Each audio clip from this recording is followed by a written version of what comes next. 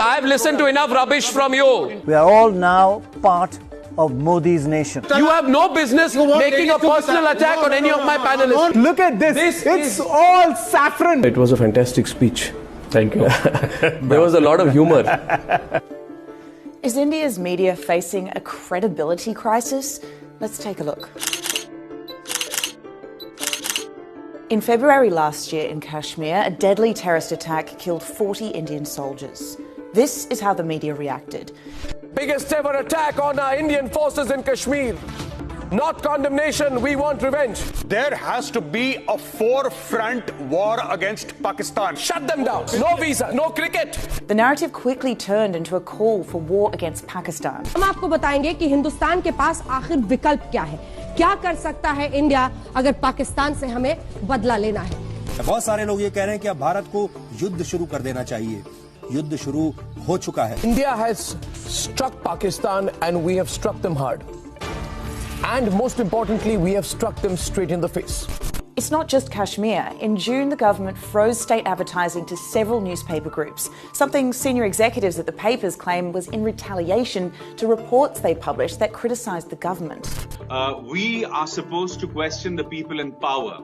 But what has happened in the past 5.5 years is that the media has become a stooge of the ruling government.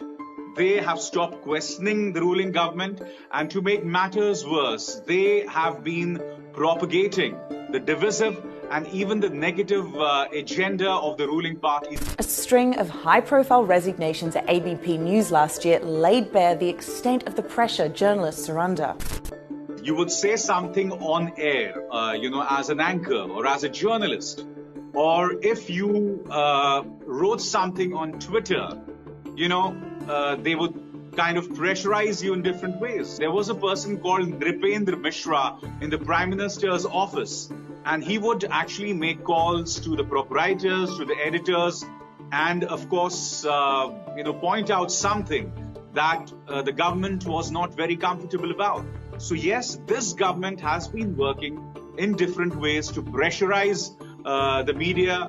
Abhisar's exit came a few weeks after the resignation of managing editor Milind Khandekar and anchor Punya Prasun Bajpai. But you could say the writing was on the wall.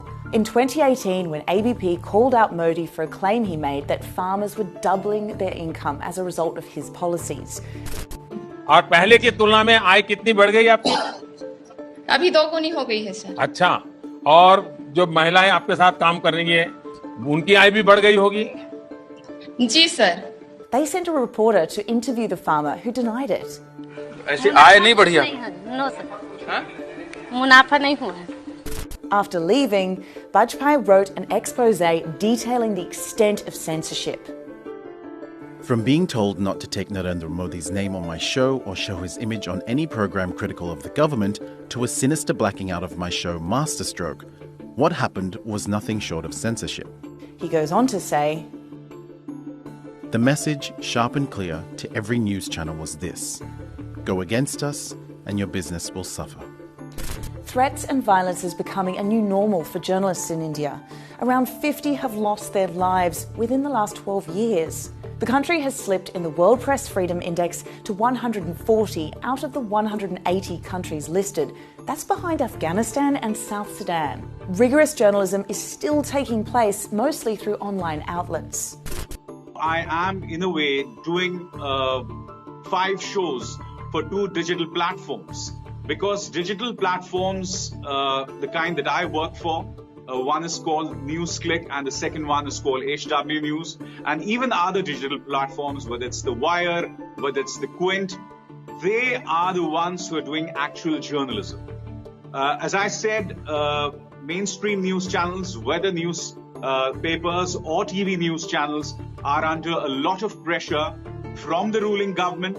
But a lack of viable funding models means the future of these portals hang in the balance. And with a deficit of critical voices to hold the powers that be accountable, there's plenty at stake. Will a lack of media freedom lead to the death of democracy in India?